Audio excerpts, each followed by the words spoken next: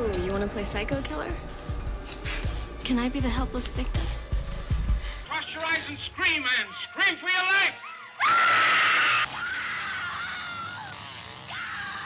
Welcome, Scream Queens, Kings, and Things.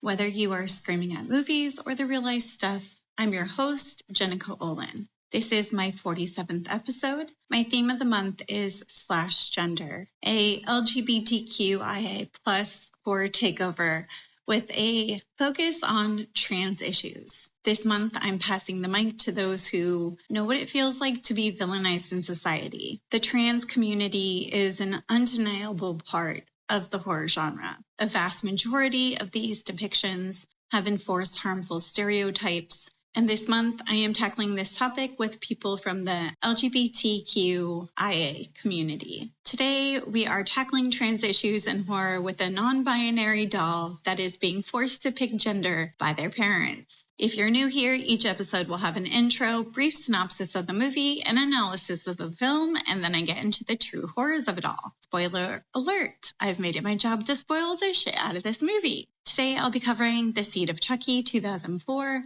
directed and written by Don Mancini, starring Jennifer Tilly, Brad Dourif, Redman, and John Waters. Estimated budget was $12 million, and the estimated gross was $24 million worldwide. The tagline for this film is Fear the Second Coming.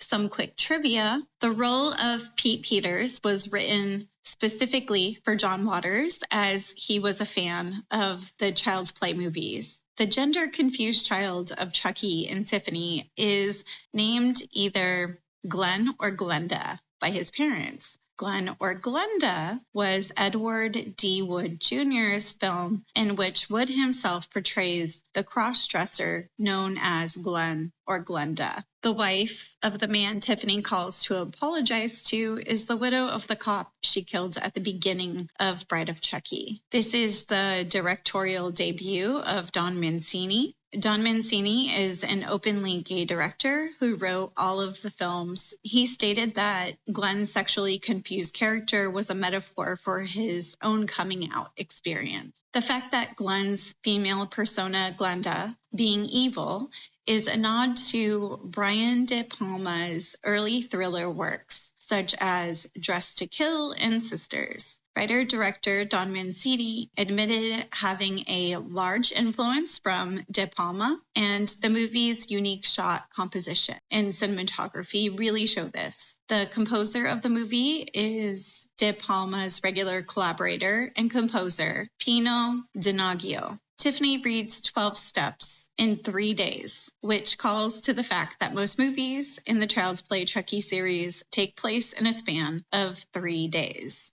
The body count in this film is 12. When Glenn becomes human, he keeps the photograph Chucky took of them from when he indirectly kills Pete Peters with sulfuric acid. Glenda could only emerge from Glenn when the boy was under extreme stress. But Glenn was able to find the courage to kill Chucky, which made his father proud. You can read that how you want. Let's set the scene with a synopsis of the movie.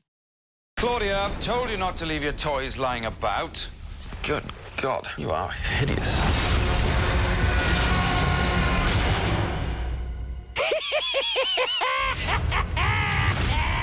The last time, he took a bride.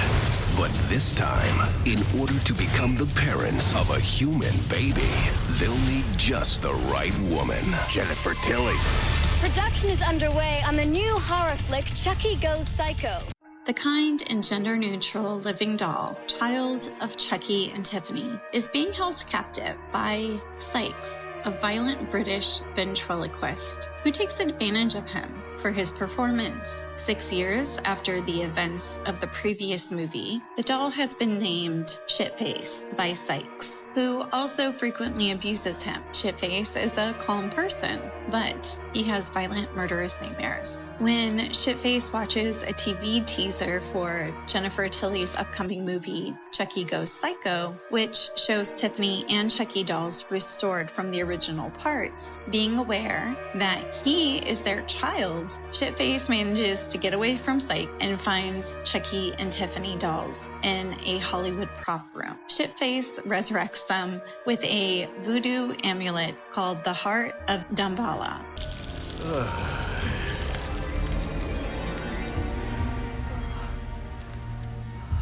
Tiff? Chucky? Who the hell are you? Shitface. Now, what kind of a name is that? Where are your mother and father?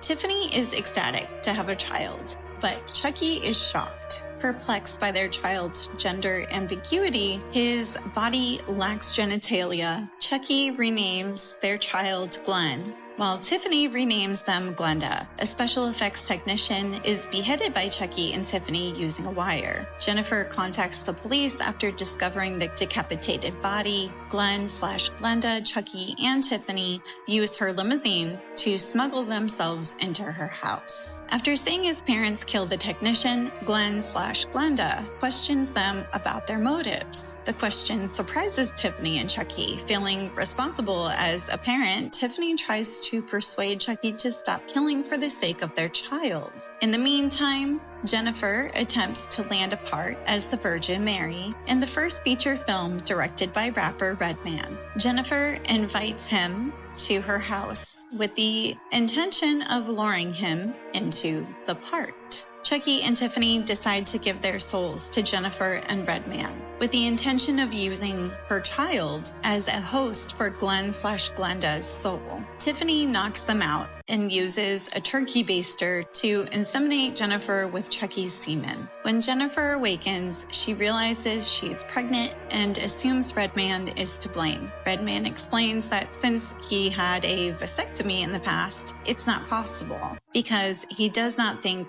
pregnant women are attractive enough for his vision. He fires Jennifer from the movie. When Glenn and Glenda witness Redman's misogyny, Tiffany becomes furious and guts him. When Jennifer awakens the following morning, the voodoo magic has resulted in a full pregnant belly. To replace Redman, Chucky kidnaps Jennifer and her driver, Stan. Glenn and Glenda are two distinct souls in the same body. Glenn is a pacifist and Glenda is a psychopath. Both Glenn and Glenda can inhabit the twins, a boy and a girl, that Jennifer gives birth to. And Tiffany knows this, but in the midst of the chaos, Chucky has a realization. He no longer wants to be human and has finally come to terms with his life as a living doll. Tiffany is devastated and chooses to break up with Chucky after rejecting him. Chucky is furious and throws a knife at Jennifer to keep Tiffany from leaving him.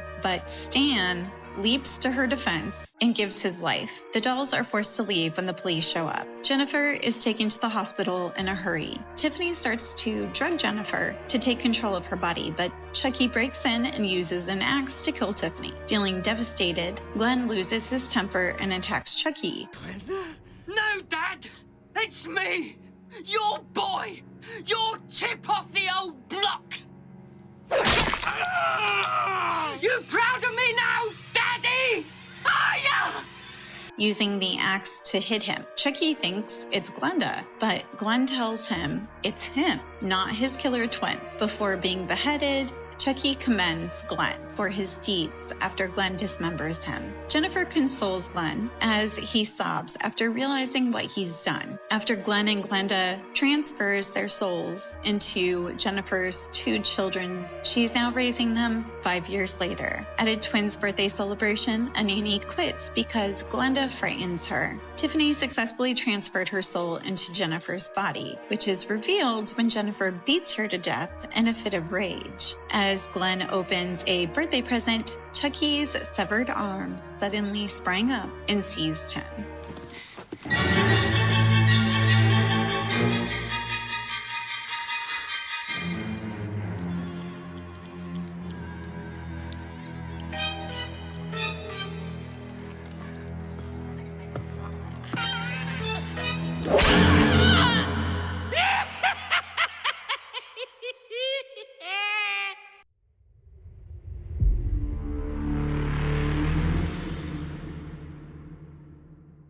Now it's time to talk horror, and my guest today is Tara with a Bundle of Sticks. So, Tara, what have you been working on, and where can people find you? Well, they can find me at Bundle of Sticks under bundle of and then underscore stick spelled STYX on Instagram, Twitter, Blue Sky, etc. All of them. I'm currently running my own podcast where I talk trans issues and trans cultural issues mostly, and I'm working on my second book to be released soon. So, we are here today to talk about Seed of Chucky. This is a crazy kind of addition to the Chucky franchise. It was the director, Don Mancini. This was his first movie in the franchise. And he is a openly gay man. And so his commentary on it is like, it's kind of like his experience of being a gay man coming out and how he felt. This movie is underplayed. I think it's a very important cultural movie, and people really disregard it. And I think it does stray away from the traditional Chucky movie, but I think that it has a lot of significance and we should pay more attention to it. I think it works in many different ways, but I also think it falls flat on its face in multiple different ways. Yeah. I rewatched it in preparation for this, and it was not as good as I remember it being. The CGI is poor. The writing is weak at best, multiple different points. And I don't know what the need for not just one, but multiple doll sex scenes in between the movie. Like, I don't quite know what the point of these were.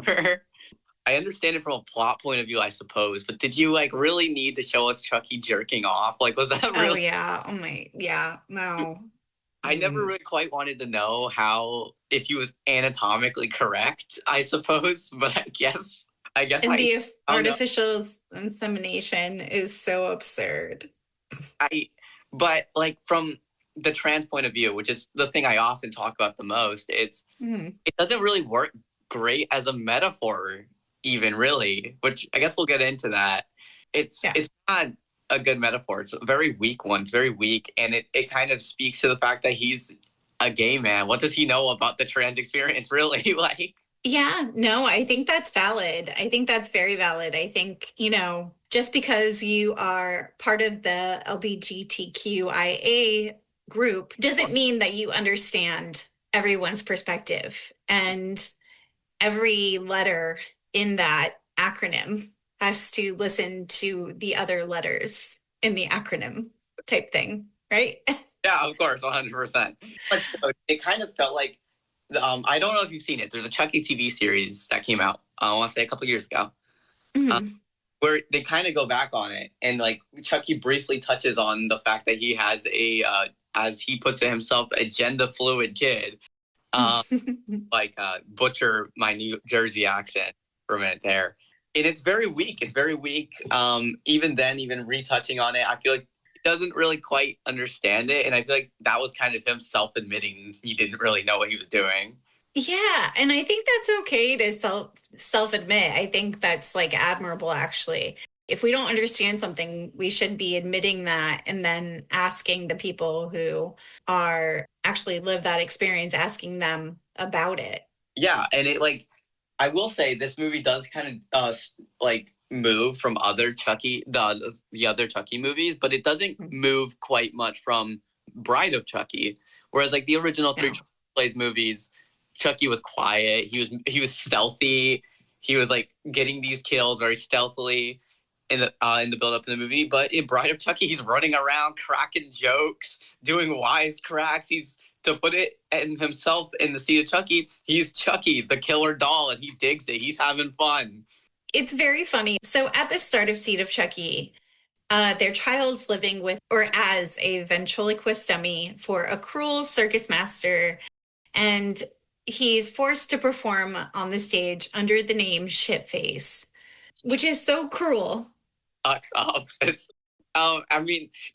It builds right off the back of Bride of Chucky, where in the last one, Shitface, I suppose, jumps on top of some guy who finds him, I suppose, being born.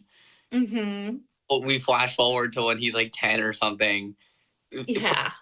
like performing as a dummy, and he has these recurring nightmares where he pisses himself.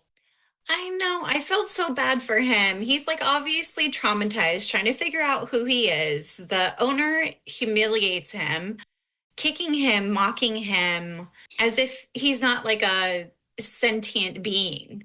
Yeah, which like you can tell the ventriloquist can very much knows he's like sentient. And like to bring it back to like a trans metaphor here, I was very much trying to look at this from a trans feminist lens, and it was like, okay, I can weakly kind of compare myself to the way like a lot of society at large deems trans women as sort of just like a circus act, a bearded lady, if you will. Yeah. Funny to laugh at and revel at, but not something to quite take seriously. Yeah, I think that is where the connection is, especially in this moment, like dehumanizing, right? And the character is very self-aware. They're like, I am a person, or I guess in this, I'm a doll that has awareness. I don't like, we'll just say person. But they're very self-aware. They feel, they dream, they question who they are, but they aren't allowed to speak for themselves. They're labeled and controlled and misgendered by everyone around them. Their entire existence is treated as a joke, just like you said, like with the bearded lady type thing. But the internal narration reveals real pain and confusion, and like the pissing themselves and things like that. To me, that's just, that's a kid wetting the bed because of trauma that they've experienced. Like a lot of times kids that will wet the bed later on in life, it's not about bladder control. It's about like control of yourself in general. Going back to the reason I specified doll was because that's often like a word used by trans women to describe ourselves. A brief history lesson on that. It goes kind of back to like ballroom scenes and like quote unquote trans women having a lot of surgeries, plastic wise or whatever. So like like dolls, like how you would see a plastic doll. And I kind of tried to put myself in the perspective as much as I could in a walking, talking killer doll, in that sense. And it was very interesting trying to relate to a character such as like Glenn, who in this part of the movie is very much not in control of himself. He's entirely plastic. He's locked in like a bird cage, I think that's meant to be. And he's not having a great time. Everyone laughs at him, like bullies him essentially, has nothing really going on other than the fact that the only thing he knows about himself is he was made in Japan, which I don't quite understand the point of that scene at all, really. Yeah, there is some weird details about that part too, about like the made in Japan, because I guess the arm that even says made in Japan for Chucky was like a transplanted arm at some point because he had gotten destroyed in one of the movies where like Tiffany had to put him back together with like other missing pieces. And so that's how he got that symbol. Excluding the trans metaphor, it's meant to be, it's kind of a weak movie. Yeah, I think it's definitely, I like it. I think it's funny. I think that there is a lot of symbolism in it, but I don't think that it's always executed well. Yeah. For sure. If you want a good queer movie for anyone who listens to this, just watch Scream. Just watch the original Scream and just like code like Billy and Stu, and there you go. I do appreciate you explaining the whole dolls thing because that makes complete sense. And I know like I've heard protect the dolls, and so I've been using that as well, but I didn't know where it came from. So I do appreciate you sharing that. The term has been thrown around and has recently made itself outside of trans women lexicon. I don't even know what this means. Like, what was the point of making him British? Have you tried to think that out? Because they're both from Jersey. Yeah, I definitely thought the accent was weird, and it's taking on a lot of identities at the same time, right? Yeah. So we've got British accent, we've got made in Japan, we've got a doll that is genderless. And I mean, so there's like a lot of confusion in trying to find yourself in that. And I think it's like the more confusing they could make it, they were like, let's add this on. Like, but that also leads back to my problem with having a gay man make a movie with a trans metaphor is like, he's really leaning into the idea that trans people are confusing and have confusing, weird identities. And it's like, it's okay. It's okay if they're weird and confusing. But like, to me, it's like, dude, it's not that hard to understand. Like, I'm sitting here, I'm a woman the same way you are. I'm like, it's not that weird to figure out. Like, I know plenty of trans people who have these weird, confusing identities, etc., and they enjoy those. But that's not every trans person, and I don't know what he was quite trying to do here. And it certainly wasn't every trans person when this movie was released. Yeah. It's not clear to me that he made it as a window into the trans experience. I think that it reads that way. In his comments about it, he said it was like about his experience as a gay man. Mm-hmm. And trying to find his identity. Back and used it as that later on. Now socially acceptable to do so to some extent, which is, it really read to me as at the time he didn't want to have the controversy of it. And then now that it's okay, he can profit off it. And if that's the case, that's even grosser. I honestly can't speak on that because I haven't seen any comments from him in recent times. Like the only information I was able to find was like pretty old. Is there anything that you found that was more recent? Was referring to the Chucky series where they like played off the trans identity of Glenn/Glenda and played off and the gender fluid comment. It was it's more so that like it felt like he was kind of using it because it's profitable now as opposed to... Do we know who the director? I need to look up who the director and writer for that because Chucky has went through so many hands. I don't know that it's this director who did it, but actually I think it was. Let me look it up. I think it was. Because if so, that's completely like absurd to me. Yeah, then it is intentional. He did do the TV series. He did 24 episodes. Original 24 episodes that launched, and yes, he did do it. Mm-hmm. He did. Yeah, that's not great. like I had originally suspected, now he was just cashing in. Now that it's okay to have a trans character on TV, which feels almost dehumanizing, in a weird way, dehumanizing towards the character he was trying to portray as dehumanized. Yeah, I think it's weird. I don't know like what his intentions were with that. That's definitely something that like if I ever was to meet him, I would ask him. Absolutely. But like going back to the movie, after we see this start, he sees Chucky and his mother on a TV series, I suppose. And he deduces that those are his parents. I don't quite know if he like saw them and was just thinking, oh, okay, well, these are the only other talking dolls I ever saw in my life, so these must be my parent. I don't adopted man, who knows? I don't know if he recognized the Jersey accents and felt a kinship to him. Yeah, I'm trying to remember the sequence of events. Once he like packaged up and then mailed to the studio.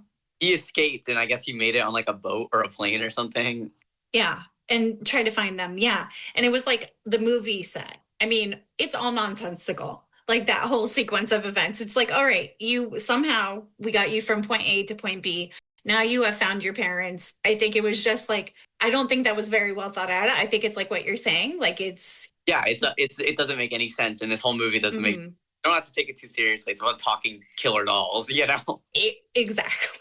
Exactly. Okay, so we already talked about the urination stuff and how it's psychologically symbolism for like anxiety. They're also like constantly trembling, and there's like conflict, avoidant, and submissive, like very much agreeable. Anytime there's a conflict, they just want to be accepted.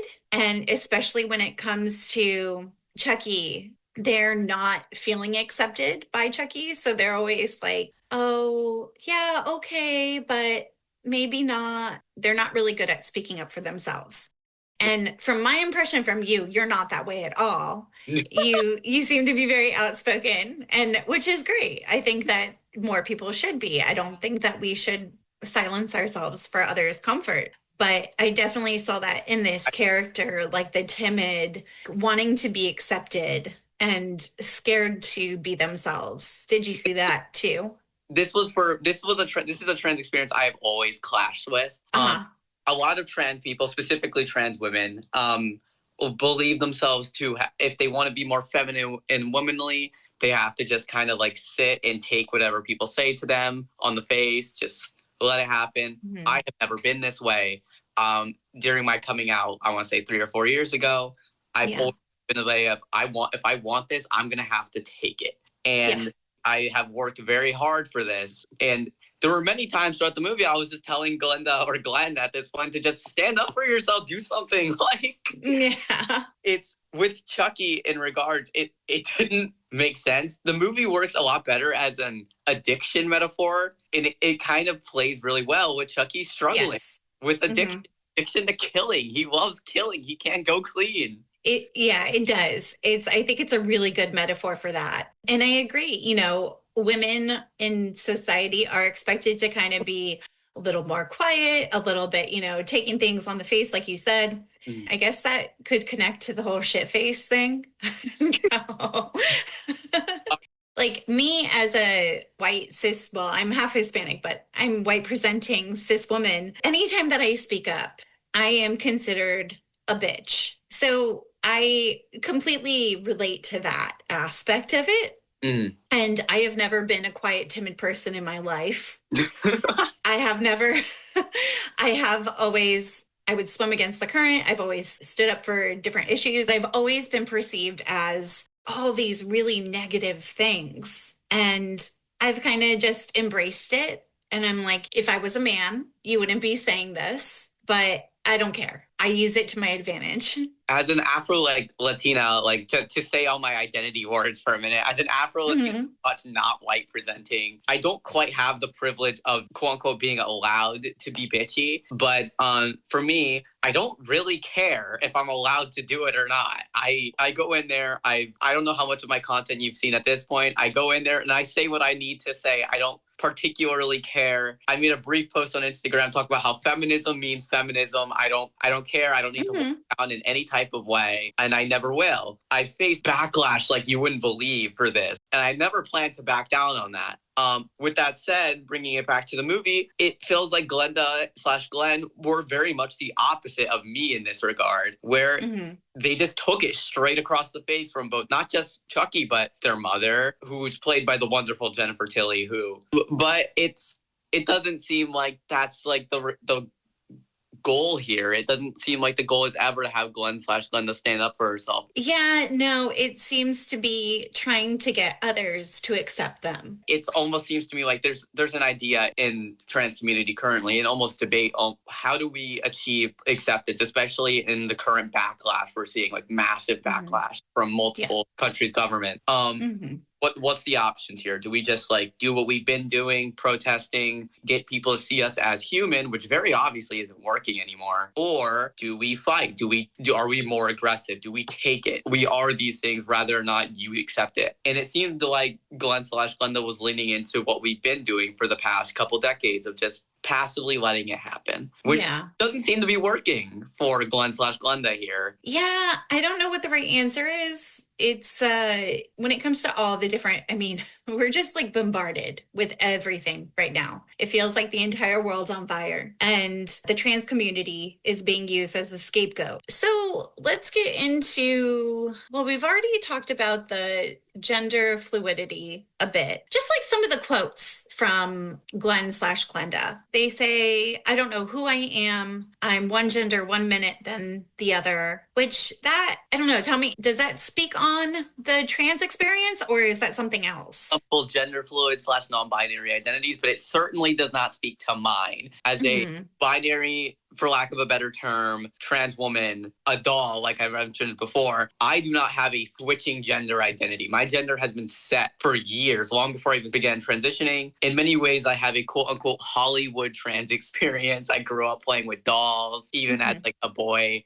I've always been very feminine long before this. My gender identity does not switch and swap like the way Glenn and Glenda was describing. I looked at that and I was like, to me, that kind of felt like the director was playing into some trans stereotypes towards trans women of she-males, like he, she's, not really half woman, half man. You don't quite know what she has going on down there. Like, Yeah. it was very, and especially because they played off Glenn and Glenda's genitals so much for a joke. There's like multiple scenes where they mention it and they directly show the genitals of what I presume to be a child, which Yeah, there was nothing down there. I mean, it was what a doll is. A regular doll doesn't have genitals.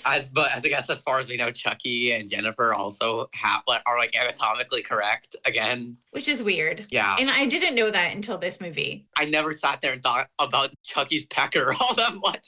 No, not at all. So Tiffany really tries to be affirming to Glenn/Glenda and says, like, it's a new millennium, these things don't matter, reflecting attempts at gender acceptance, which I really appreciated Tiffany in that moment because she was being a mom. She's like, this is my kid no matter what. I'm going to love you no matter what. And I know that's not everyone's experience with their parents, but certainly it should be. I definitely understand that. And it kind of plays into a lot of the things that like Scream was also doing in the 90s, where it's like, it's the millennium. These are things that are allowed and okay. And it was a little problematic in the sense where it's like, I never quite liked those millennium jokes where it's like, these things have been around for a long time. Just because you didn't know about them doesn't mean that it's new. The world exists outside of your perception, believe it or not. And it's like, these have been around since the 60s, the 40s, the 50s. Like, it's not just 2000s it's like suddenly, you know. I mean, you can trace it back hundreds and hundreds of probably thousands of years, actually. To me, that phrase was more like, get with the times. It really kind of felt like she was like, for lack of a better phrase, bitching out Chucky for like being a weird Jersey core bigot. And it's like,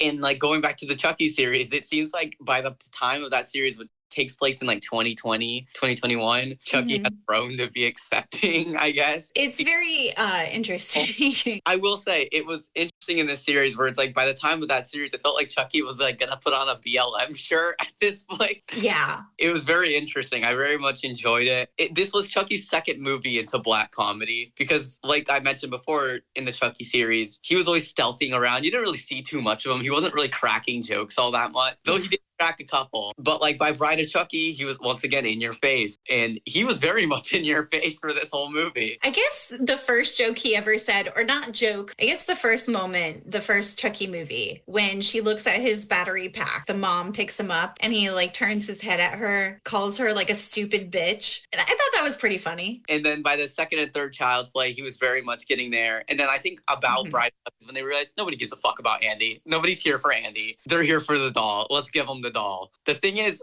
a killer doll isn't all that scary. No. Not really, not by itself. No. And they know that. I think they know that, and that's why they play into the comedy of it. Yeah. It's ridiculous. Annabelle does this a lot better. Like, Annabelle can scare you, but it has to play off The Conjuring. It has to play off everything going on there. Yeah, but if you had the real Annabelle, if you had like a fucking Raggedy Ann doll doing that same shit, it would not. No. Because it was really a Raggedy Ann doll. A soft-bodied Raggedy Ann doll. So imagine that. Weird, because throughout the whole series, Chucky is very much in of himself talking about being in the wrong body throughout the whole series up until this point. Talking about being in the wrong body in the same way Glenn and Glenda do. And honestly, shame on the writers for not really comparing Chucky's experience there with Glenn and Glenda, because I think that would have been an amazing talk for them to engage in. Yeah. But I can easily see a scene where Jennifer is like yelling at Chucky, be like, don't you always complain about being in the wrong body or whatever? That, that's a good point. I think that would have been way better writing. And I think that's why we should leave this to people within the trans community to write, because we're going to get much more authentic stories and points of view. Absolutely. Representation matters. It's cliche. It's just a phrase at this point, but diversity is a strength on many different ways. I would like to see it redone. I think that this movie could be redone through an actual trans lens and make it so much better. Absolutely. I mean, near the end of the movie where Jennifer and Chucky are about to possess the bodies of Jennifer Tilly and some black guy. Oh, Redman. Redman? He's a rapper, right? Oh. Redman. I guess so. I don't know. I'm really... Yeah, he's a music artist, actor, producer. Redman. Well, nonetheless, despite Chucky making many jokes about how he's always wanted to be black or whatever, which, like, whatever, man. Like, whatever. Fuck this.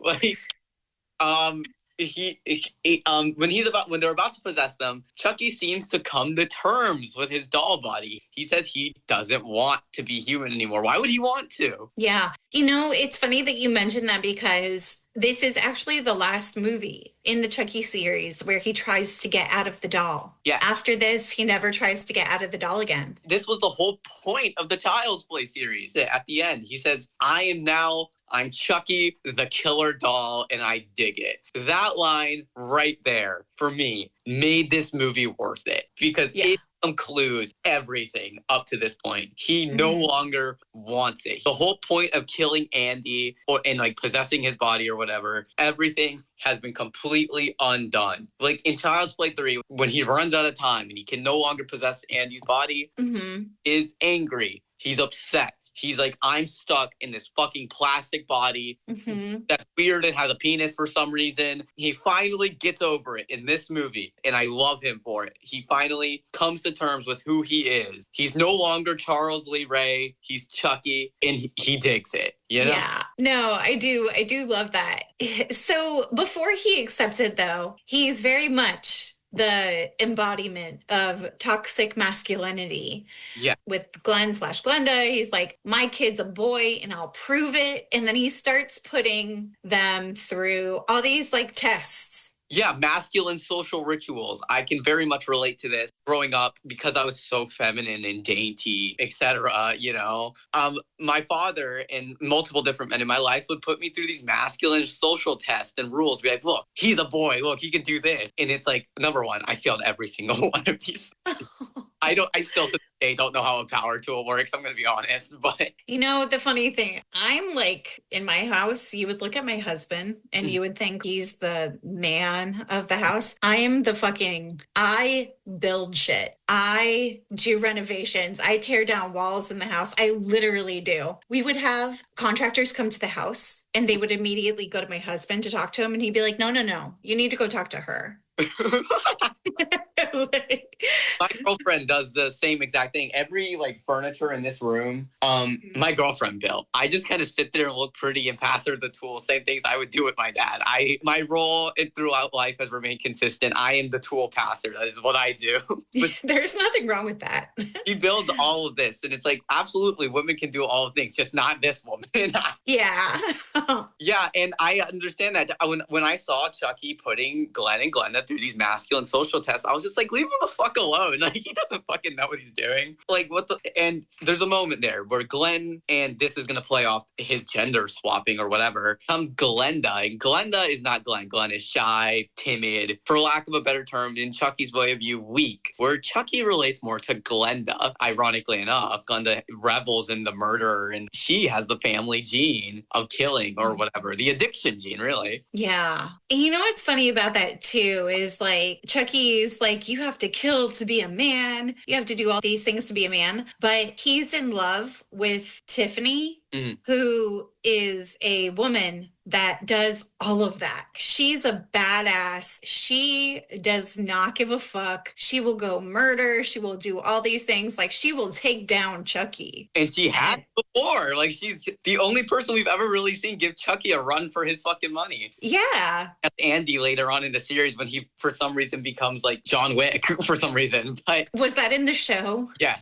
Again, this series is off the walls. But yeah, the thing is with it is that kind of speaks to the type of toxic masculinity mindset that a lot of men like Chucky have. They don't want a woman who's already broken in, quote unquote, from the patriarchy. They want that they can cage, that they can like knock down a peg. They want a badass woman so that they can cage her up. And that's weirdly what I see from Chucky and Tiffany. This is a very toxic relationship. We already saw it in Bride of Chucky, but we really see it on full display here. This is a horrible relationship. And I remember growing up with this movie, a lot of the women around me always talked about how they wanted a relationship like Chucky and Tiffany. Because I always like hung out with like people who were a little bit like emo goth or whatever, and they loved the Chucky series or whatever. Yeah. I would always, even in the back of my mind, even then, I would think like, why would you want a relationship like this? Why? No, I've always thought the same thing. Like, especially also with Joker and Harley Quinn, like people fetishize that as well. And it's like, what the fuck? He slaps her right across the face. He never punches her. He never beats her down. He backhands her. And there's a reason he backhands her, because the backhand represents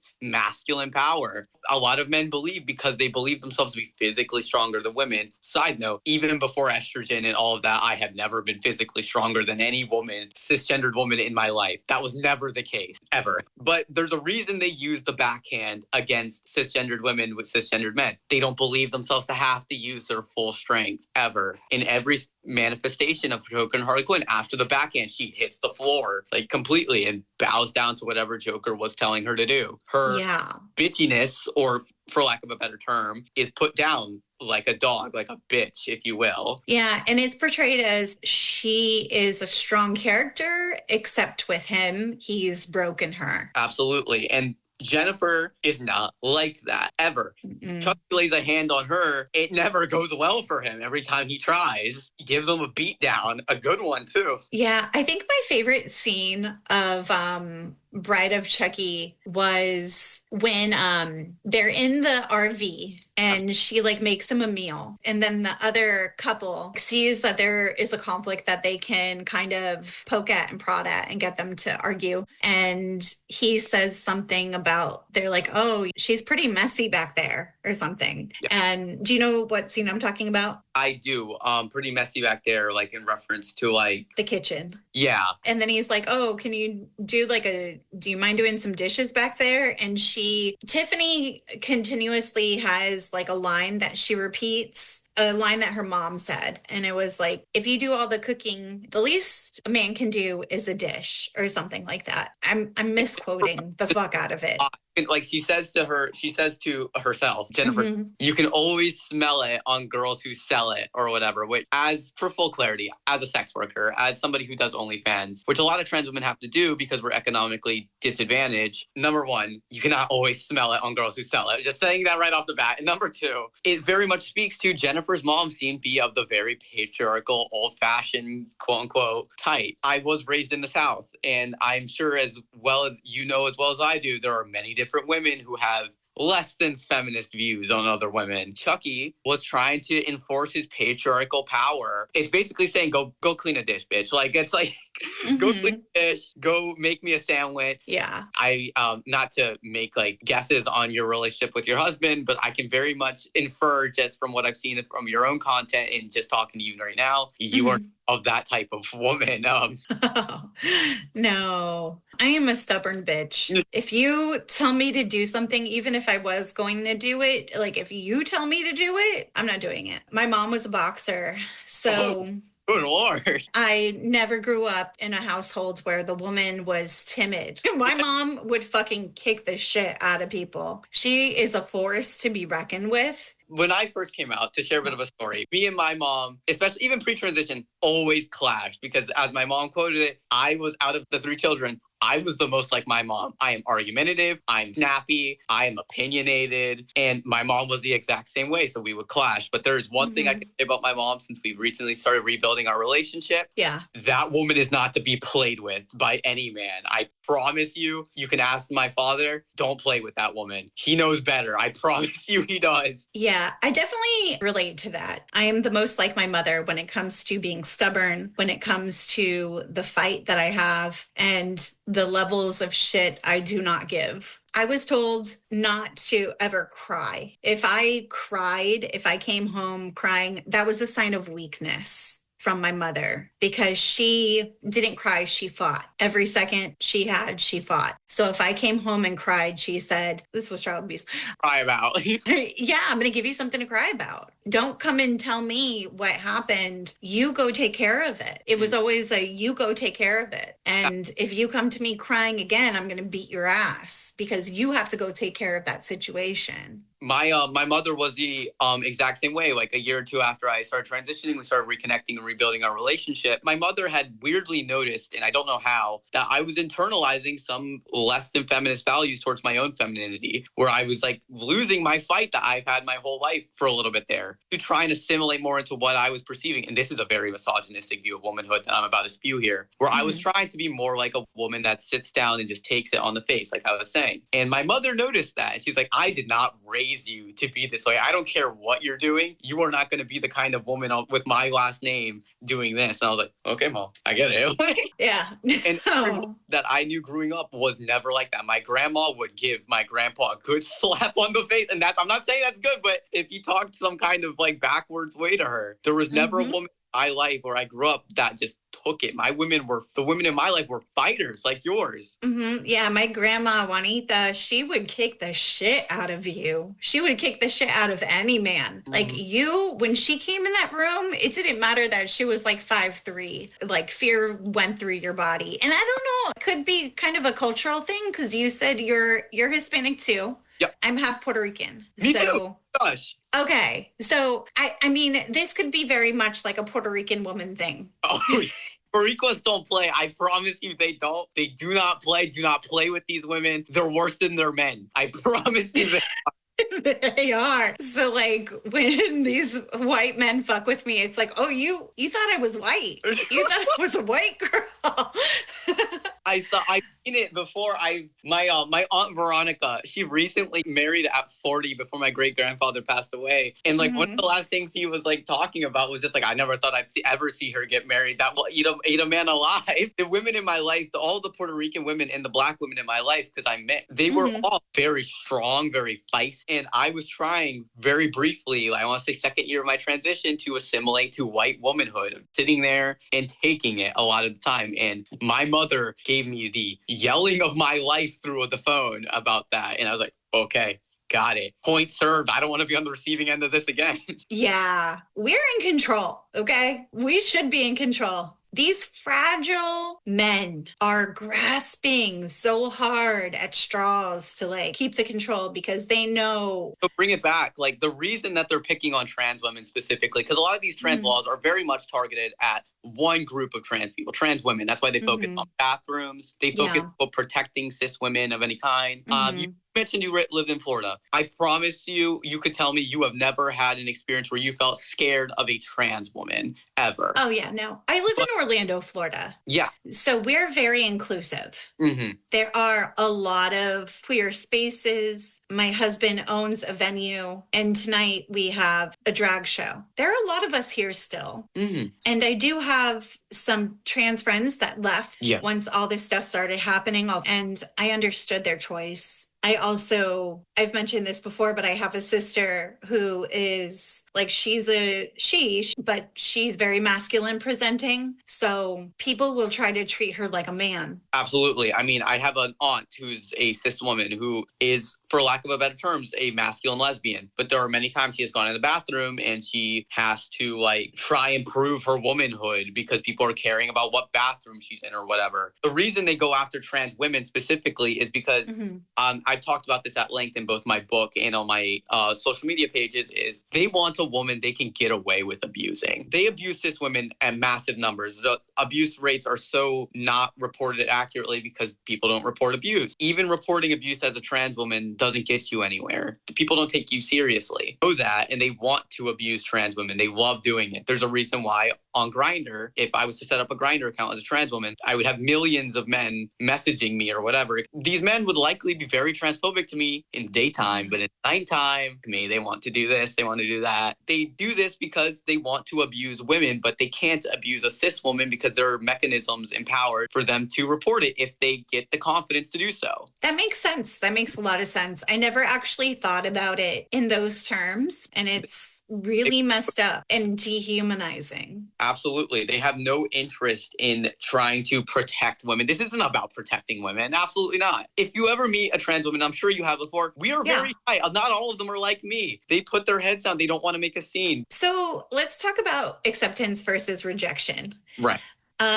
Glenn constantly seeks love from their parents, asking, why can't you accept me for who I am? And Tiffany offers conditional acceptance, calling Glenn sensitive and special, while Chucky sees sensitivity as weakness, like my mother sees sensitivity as weakness. Your mother sees sensitivity as weakness. I kind of see sensitivity as weakness. Absolutely. I mean, I get where you're coming from with that, but I also am like, sensitivity is also a strength. And I get that too, because sensitivity goes with empathy. Mm-hmm. And I was a teacher for a very long time. And part of the reason why I get so angry about these things is because I do have a sensitivity to protecting others who are being overlooked, protecting children. I quit whenever they made the Don't Say Gay law. You quit. I quit. I'm not really proud of myself for it because I kind of silenced myself within the system. I disagree, if you don't mind. Okay, that's fine. Yeah. I think that you quitting is very powerful. You threw away the life that you had been building because you cared about queer people as a cis, I presume, straight woman. Yeah. And you threw away your life for people like me.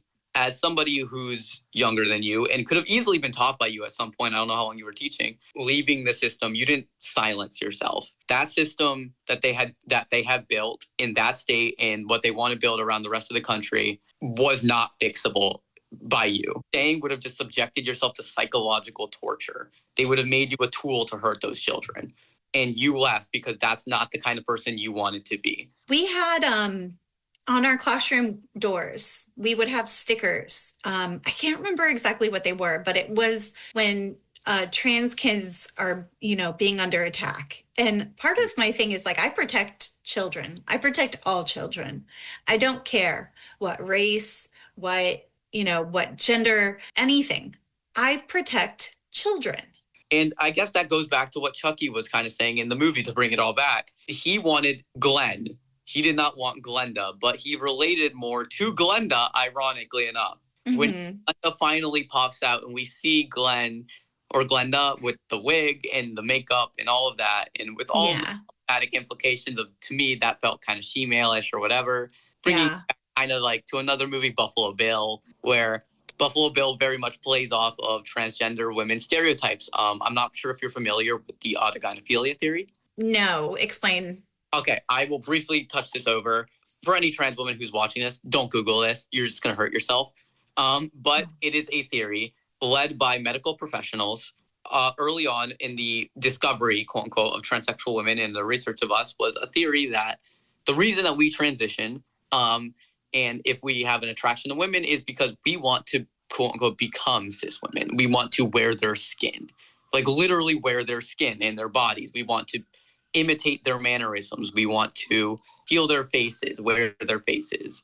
And that is what Buffalo Bill plays off of. And this is why a lot of transsexual women hate Buffalo Bill, hate that movie. And to me, when Glenda pops out wearing the makeup and the shittily done makeup and the dress and all that, it plays off the autogynephilia acronym AGP theory, which this theory was used early on to not allow us to have hormone replacement therapy. Oh, that's an autogynephile. You can't allow them to do that. Theory was used in the United Kingdom to do the real life test. The test was, if you want to transition as a woman, you have to dress with a dress, look like a stereotypical woman for a year with no hormone replacement therapy, essentially look like a man in a dress for a year and subject yourself to this torture for a year.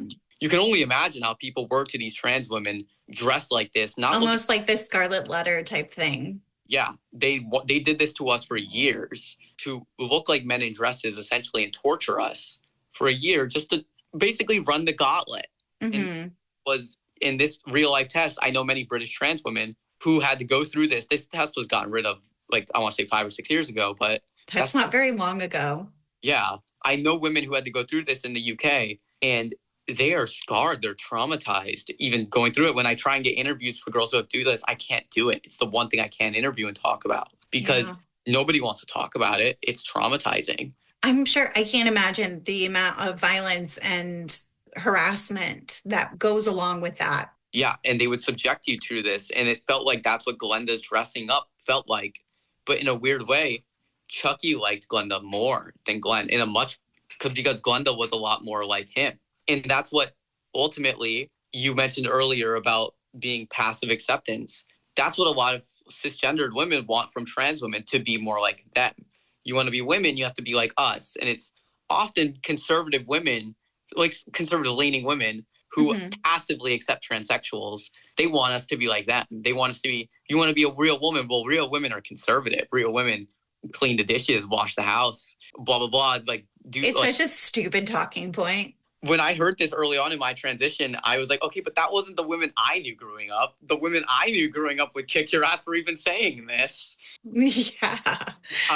Like, that's the woman you want. And I made the choice when I became, for lack of a better term, became Tara.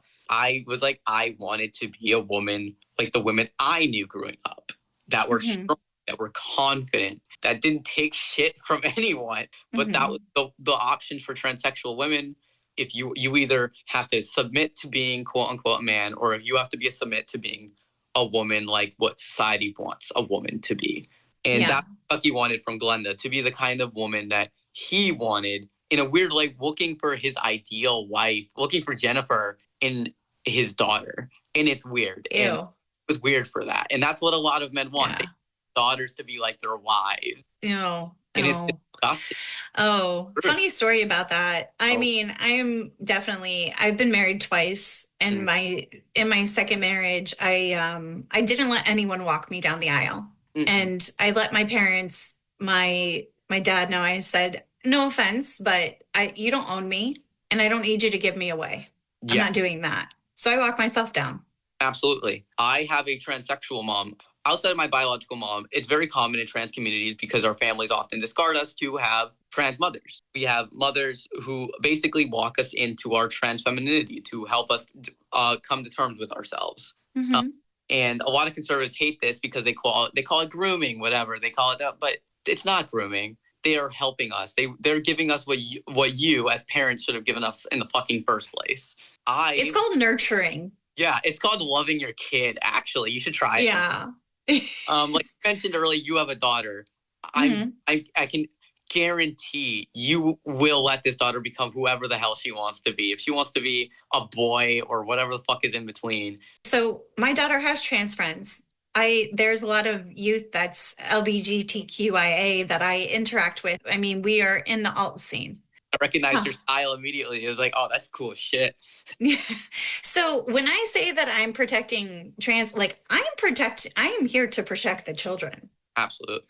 Like any older person, especially that attacks trans youth or the LGBTQIA, and they're like, oh, we're protecting the kids. No, I'm protecting the fucking kids. You're attacking the kids. Yeah, you're a bully. Get it right. You're like, for lack of a better term, like you're a bully. Like you are trying to force these kids to be the way you want them to be. Yeah. That didn't work on me. It didn't. Many people tried. I promise you. I didn't come out as angry about this out of the fucking womb. They did this to me. I will likely be angry about this the rest of my fucking life. Rightfully so. Like me and people like you who fight for me, for lack of a term. Like I told you, I just almost cried earlier when you were telling me that. I genuinely, I had to hold back a tear for a minute there. It genuinely touched my heart. I very much understand that people who want transsexuals of my caliber, I'm deemed, quote, in TV and media, the acceptable transsexual because I'm transitioning medically. I'm working on my voice. I'm doing all of this. I have breasts. I'm what they consider a acceptable transsexual or whatever. I'm not weird, if that, for lack of a better term. But they still don't like me. They still don't. They hate me. They don't want me in their bathrooms. They don't want any of that. And they use transsexuals like me often. They try and give us a devil's bargain of, oh, if you just work with us to condemn the weirder parts of your community, we'll guarantee your safety. They're the ones that are making us want to hurt you. And it's like, no, they're not. If they were normal like me, you'd still fucking hate us. And they don't care about any of this. And that's what it comes down to is Chucky didn't even really accept Glenda. He thought it was weird. He was making faces, his little doll fucking smirky face the whole fucking time. Yeah.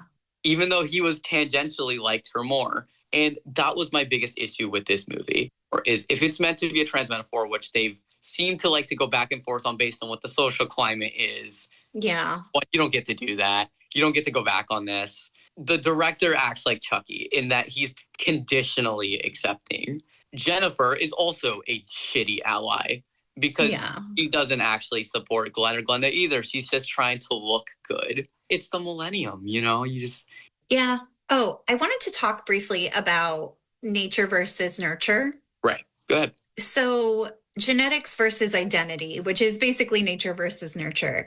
Glenn fears being born evil because their parents are violent. They have a violent legacy. And they ask, is violence in my blood? And then Tiffany reassures them, you can choose who you are. Right. And Chucky believes genetics decide destiny. You are born the way you are. You are the way you are. You're born a killer. Yeah. Chucky says you're a killer. It's in your blood. And this plays into the fear many queer and trans people internalize, wondering if something is inherently wrong with them.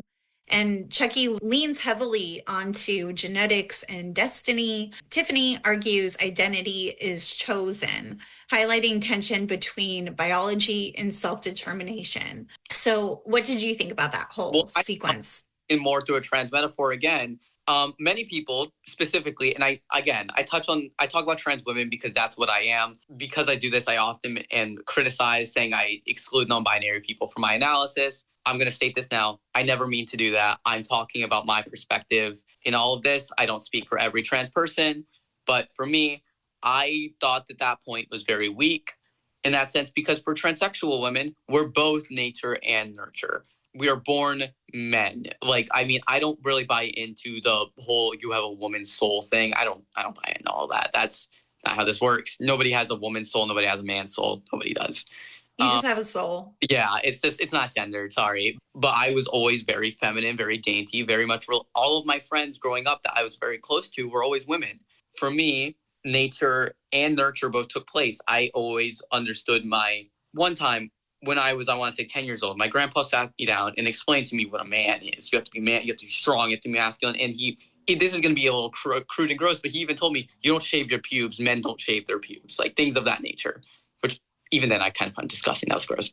And when he described to me what a man was, I was like, that's awful. I don't want to be like that. And I heard these things and I was like, okay, well, maybe I can try and rework them. Maybe I can be a different kind of man. And I tried that for a little bit. I didn't want, even being a sensitive, progressive leftist man, I didn't want to do that.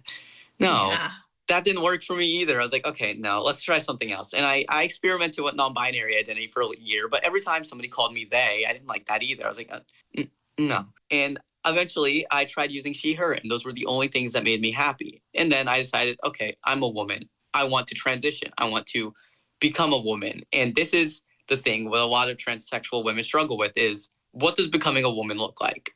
Well, for me, as a transsexual woman and the experience of many transsexuals like me, becoming a woman requires things such as hormone replacement therapy, growing breasts because of the hormone replacement therapy, bottom surgery. Mm-hmm. Chucky sees it as you're born a way you are. If to put it in a trans way, Chucky's basically saying, if you're born a man, you stay a man. You grow up as a man. You lift your weights. You eat your, what the men eat? Bacon with potatoes or whatever. You drink your shitty light beer. You listen to podcasts.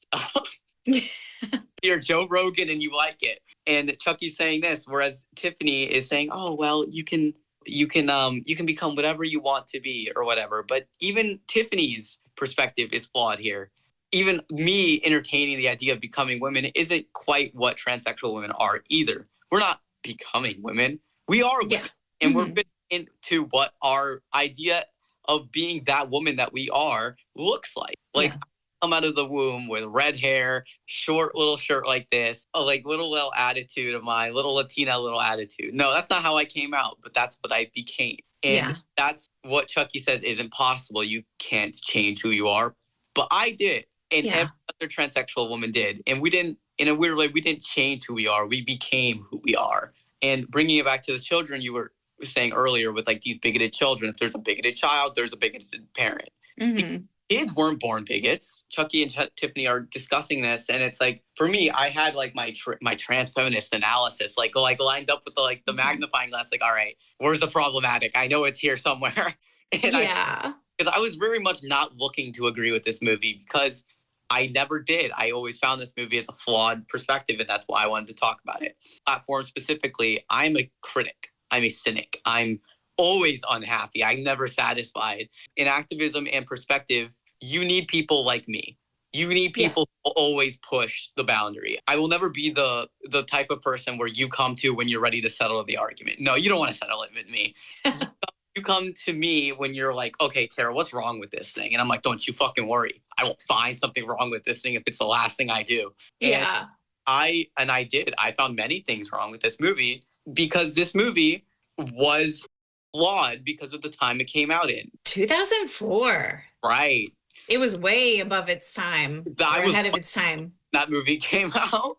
I was still doing little, still trying to figure out why I like Barbie more than Transformers at the time. Like I was a little baby, and this movie came out long before the trans, what me and many other transsexuals like to call the trans tipping point happened. Pandemic, where many people had a lot of time to themselves and looked into themselves and discovered their identity. The 2020 tipping point. A lot of trans people came out at that point. This was long before that.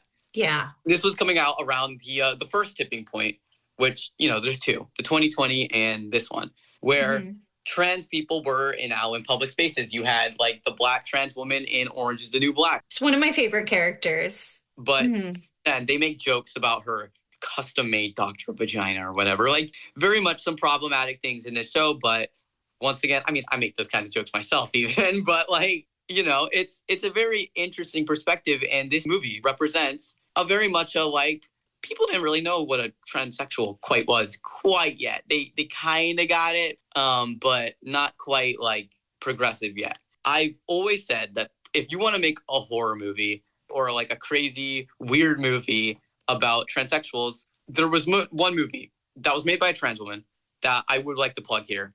The People's Joker, which, I mean, I don't know if you've ever seen on any of my content. I play into sometimes. I dress up like a clown. I have. I didn't realize that was a reference to that, though. I have a tattoo on my left eye called the Woker. Like, woke plus the Joker. That's funny. I dress up like a clown, and because to a lot of people, trans women are scary. We're weird, we're scary, and because of how traumatized we are, we often have erratic tendencies, borderline personality disorder trauma. And so because of that trauma, we act even weirder and we're stranger to them. And the people very much plays into this idea of how strange we are. It talks about toxic trans relationships, toxic family. The main character falls into a vat of estrogen and becomes the Joker.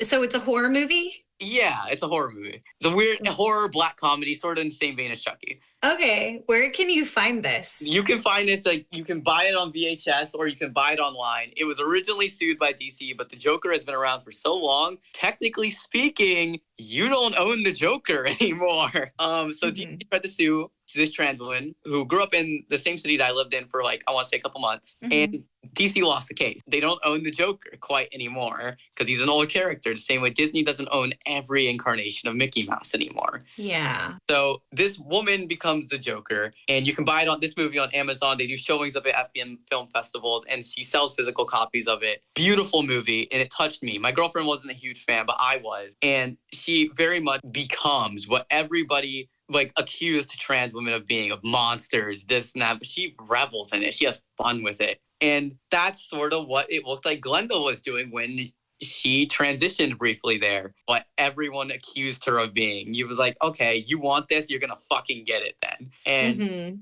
that's what I do when on my platforms, I dress like a clown. I put on a performance. And this performance can go crazy. There have been many times where on this account, I dressed up like a clown. I'm like, all right, we're going in public. I record myself walking in public, people honking at me, looking at me, all kinds of way. Do you have any other notes on this movie going back to it? I guess just the ending. There is something about like parenting and cycles of violence. So Chucky says there's nothing wrong with killing. He makes comments about this, like what's wrong with society? It's the drug addiction thing that I mentioned earlier. I have talked about this briefly, my own struggles with addiction. I am 3 months sober from cocaine. And my girlfriend really sat me down and was like, I don't like it when you're on coke. You act like a jackass whenever you're on it. Coke was the thing harming our relationship at times. And I reacted like Chucky when she first wanted me to get off coke. I'll be honest, Matt. I was very much no, there's nothing wrong with cocaine. I was pulling up, the studies, be like, oh, it's just coffee. It's just more like, and yes, I do to some extent believe that people are weird about drugs. I'm very much against drugs, but I'll give you some background to that. My dad was a drug dealer, and he did heroin and crack. Mm-hmm. So there's a comic book called All My Heroes Are Junkies. Because of that, I have a very strong, I guess, adverse reaction to especially drugs like that. And you mentioned crack, which is very similar to cocaine. People treat us less than human. And coupled with being a trans woman, I very negatively reacted to my girlfriend at first. But then it wasn't just my girlfriend. Then it was my friend. And then it was my trans mother, whose opinion I hold up to basically God. Victoria, my trans mother, if you see this clip, I love you with all of my heart. You really are my mom, Victoria. I love you. Eventually, once everybody in my life whose opinions I give a fuck about, because as you know, you don't give a fuck about everyone's opinions in your life, of course not. Yeah. I was like, all right, that's enough coke for me. I'm done. I sympathized with Chucky with the killings. I really did. Obviously killing's a whole lot worse than drugs, but I got it from an addiction standpoint. And Jennifer is what is often known as a partner in crime in that regard. Jennifer, as much as she was criticizing Chucky, also kills. Yeah. And was also struggling despite her, moralizing the Chucky. And she relapsed. Yeah, very much. And she relapsed and hid it. Yeah. When I would relapse on coke, I would tell my girlfriend. I never bothered hiding it because I don't believe in secrets in a relationship. I think that harms relationship. Yes. The drug in this case being killing. And Chucky tried to pass on the family trauma, the family gene. The trans allegory of this movie was very weak, but the addiction allegory very well. I don't know if you ever struggled with addiction of any kind. I know you mentioned you were raised on addicts or whatever. I don't know. I saw a lot of people die. I saw a lot of people very hurt by addiction. And I was personally hurt as a child by addiction. Absolutely. By the acts of people around me. So I've always been very resistant to it, but I also have a lot of empathy for people who go through addiction. And I understand. When I talked about it, you did not immediately freak out. You seem to be very humanizing of addicts because addicts are human like the rest of us. I do drugs. My drugs are Zoloft so that I have my mood stabilizers. I've got my psychiatrist prescribed drugs. He truly did I understood him. I loved Chucky throughout this movie. Once again, as much as the movie made me moan and groan, and again, I don't recommend anyone watching. It's a dog shit movie. It's fun, and that's really what Child's Play always kind of is to me. It's fun. Yeah. A funny slasher, and for me in horror, I love slasher movies. They're fun, they're gory, and there's an almost sexual tone to slashers, frankly. I mean...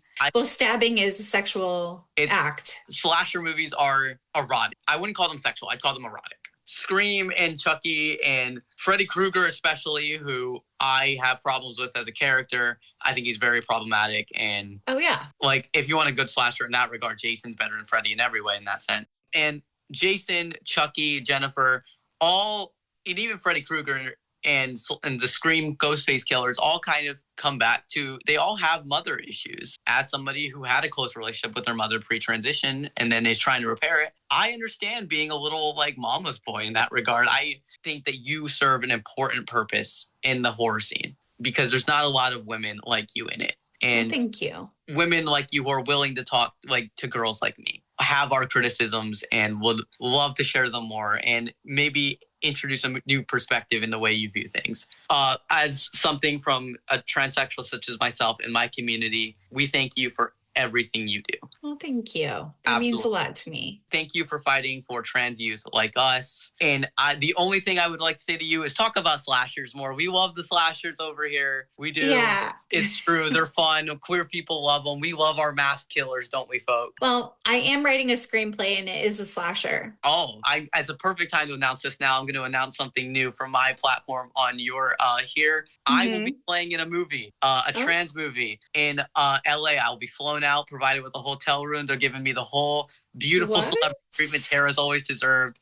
I will be playing a brief character in the movie, and I'm going to say something Tara-ish on the movie. You'll see it. It's about celeb culture or whatever, and a little bit of a joking movie, but I'm going to be there, look at the camera, say something Tara-ish, and flash a little smile, and that's it. Just a little cameo from yours truly, because I once again am finally getting recognition for everything I've done for the dolls. I love the dolls. That's why I wear a little Barbie necklace everywhere I go. It means everything to me to have to the experience and platform I've been provided. Despite all of the controversies and everything I've been through, I wouldn't change it for the world. And again, thank you for this opportunity. It really means the world to me. I've always loved horror. And I honestly never thought I'd get to talk about it. But I got to talk about it once with my post about, you know, why trans women love horror so much and why we relate to slasher villains so much. Because as much as they want to get rid of us, to quote William Afton in the old Five Nights at Freddy's movie before the sequel comes out, we always come back. No, I really appreciate you coming on here and talking to me. And I know that there's a certain vulnerability when talking to a cis, straight, white presenting woman. I realize that I come from a place of privilege when it comes to this. And I'm trying to bring more diverse voices to the horror genre. And I hope to, by having more of these conversations, I hope to be able to bridge those gaps. You gave me, a trans woman, a voice to an audience I don't really get to talk to very much. Other cis people. You have cis people in your audience, which I often don't. I don't just want to talk to trans people. A lot of the times I'm just telling them things they already know. You provided me that voice. Throughout providing me that voice, you didn't just treat me as, oh, the tranny I'm letting speak right now. You treated me as a woman as the same way you would treat any other woman or yourself or your daughter or anyone. Like just another girl talking her shit. I'm glad that you picked up on that. I'm glad that you feel that way. I'm glad that you feel safe talking to me and comfortable talking to me, because that's how you should feel. And it certainly helped with you sharing your own experiences of standing up for queer people. You very much give the vibe throughout all of your episodes before even talking to me, and just through your voice and your tattoos even, and your alt sceneness, and for lack of a better term, your abrasiveness even.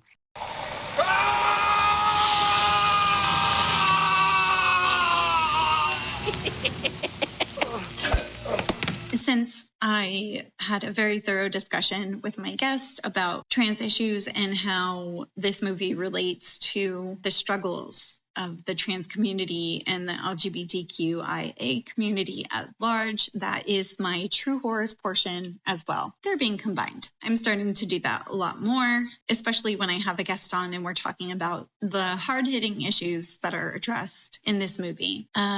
Weekly horror update. I think in my last episode I was wrong. A Black Phone is released today. I plan on seeing it. I think it looks really good. I also saw that it's getting really bad reviews. I'm hoping for the best. I'm not going to listen to the reviews. I'm going to go see it, and I'll let you know what I think. Queens of the Dead is going to be in theaters on Friday the 24th. I'm so excited to see that movie, like highly anticipated for me. Shelby Oaks is another movie that's being released on the 24th. I'm hearing really great things about it. It does look really interesting. I don't know if I'm going to see it in theaters because I am committed to Queens of the Dead. Next Tuesday on the 21st, I am going to have my trivia night, and that is going to be based on the entire Halloween franchise. I'm very excited about that. It's going to be my 1-year anniversary of doing trivia. I definitely plan on taking it up a notch and just embracing everything that I've been creating with it. I don't think I've done a great job at letting people know exactly what my trivia is about, because it's not just trivia. I actually decided to rename it. So I'm doing a little rebranding of my event, and it's going to be Scream Queen Dive Bar Die-In. Dive headfirst into the 3 Bs: beers, booze, and blood. That's my new little slogan, and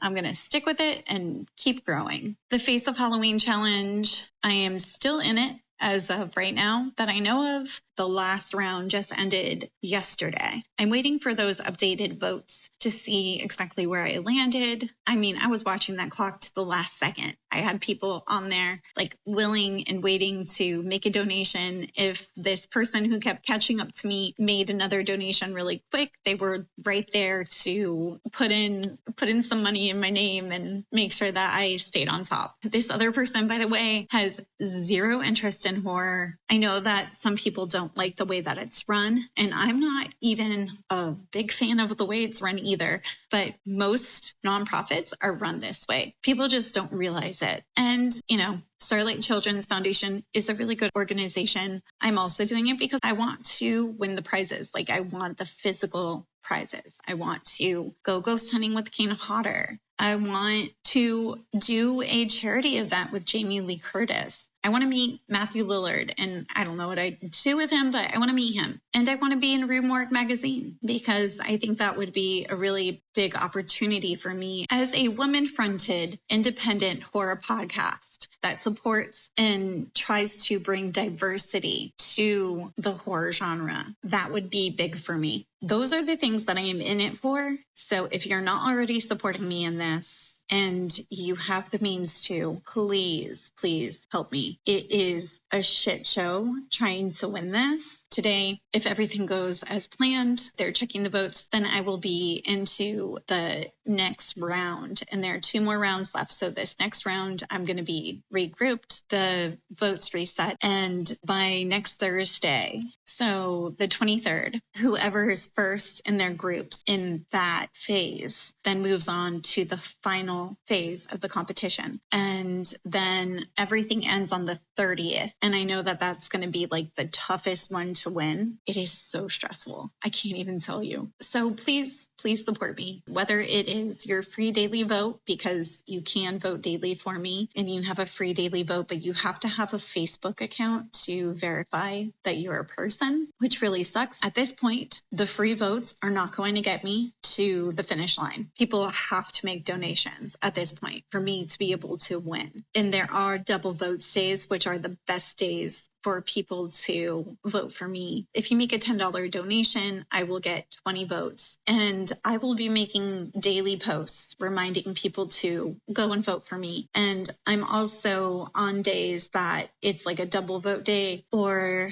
when it's getting closer to the end of the round, I am going to have giveaways. So if you make a donation, you send a screenshot to me, let me know that you made that donation, you're going to be entered into a raffle. And I have lots of fun goodies that are all horror related that I will be mailing out. Please help me win. This is a weekly podcast with new episodes out every Friday. All the research, writing, and audio is done by yours truly. This is a one-woman show, and I am doing my very best. Please rate, review, and subscribe wherever you listen. It really means a lot. You can find me on Instagram at Scream Queen Podcaster, Blue Sky at Scream Queen Podcast, TikTok at Scream Queen Podcast. And there's a link tree that will take you to my YouTube and Facebook page as well. Remember, accept your child for who they are and love them unconditionally. Until next time, goodbye.